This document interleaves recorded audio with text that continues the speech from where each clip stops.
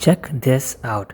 So if Darth Vader ever made a Batmobile, this would be it. It looks absolutely insane. So let's have a closer look at it.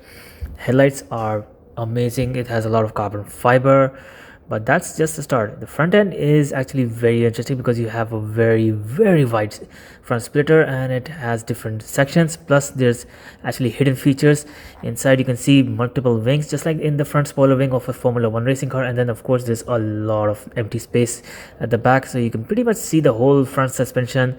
And then you have opening here as well, so you can see the front suspension here as well. And you can see that there are a lot of interesting colors on this car. Now coming to the back of the fender, you can see a small opening here which lets the air out when the front wheels are spinning. You have a reverse camera as well, but those small vents, they're not really that important. I don't know why they're there, because there's a very big carbon fiber wing, and as you can see the rest of the fender is missing. So all the air that goes in through the front end, you can actually see the front end from here, and all of it just comes out with the help of this wing. And it also goes into this vent here, which I believe pushes the air directly into the engine bay to keep the engine cool. We'll talk about the engine as well. So it has a small side skirt, and that is also very complicated, and all the air that can pass through just before the rear wheels, that also goes out through the rear.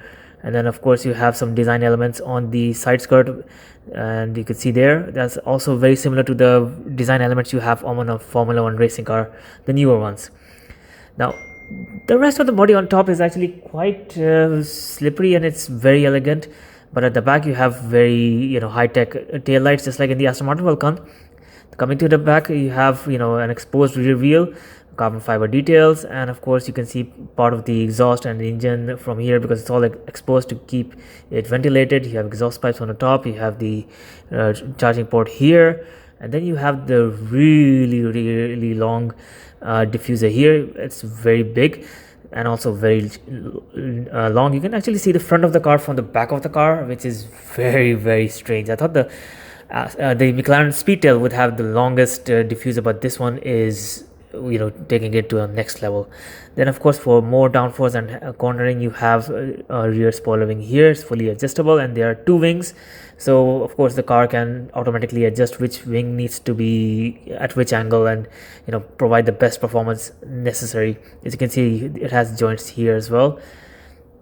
So the engine in this is a 6.5 liter V12 engine which makes 1160 horsepower. Top speed is around 250 miles per hour, 400 kilometers per hour. 0 to 60 time is around 2.3 seconds. Of course that would be with the roof up, because with the without it, of course it's going to create some drag. Now this showroom also has a new surprise, which is another Aston Martin Valkyrie. So this is the coupe, so without the removable roof, and it still looks absolutely insane. The color scheme is not the best that I would go for, but still it looks absolutely insane. However, I should say that it is being overshadowed by the Spider, because that color and that lower ride height is amazing. So I believe this one is for around 3 million.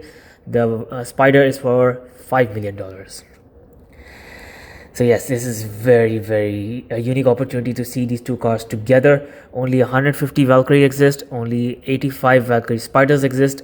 So I am losing my mind right now. Now this showroom also has an AMG 1, which honestly, after seeing these two cars, this looks like a normal SLK. Both the AMG 1 and the Valkyrie are very different in terms of design and aerodynamics. The AMG 1 of course has a radiator in the front which keeps the car cool. It has the different wheels which help to keep the brakes cool. But the Aston Martin Valkyrie is very different. It's mostly hollow, and it allows air to pass through it very easily. The wheels are just normal wheels, and height is also a big factor. The Valkyrie is much lower in terms of height. Now interior is very minimalistic. You have a removable steering wheel, which is just like a racing car. Interior is with padded seats in a carbon fiber tub. It's very minimalistic. The upper body is very sleek, and of course that's it's there to keep resistance slow, generate downforce, and of course it's also very light.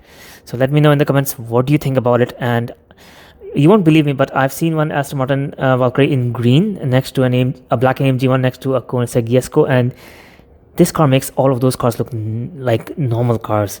So do check out that video as well. All you have to do is scroll down to the video's description. You can find all the names and links to different Aston Martin videos, such as the Valhalla, the 177, the Lagonda Super Luxury Sedan, and other car videos. You can find them on my channel.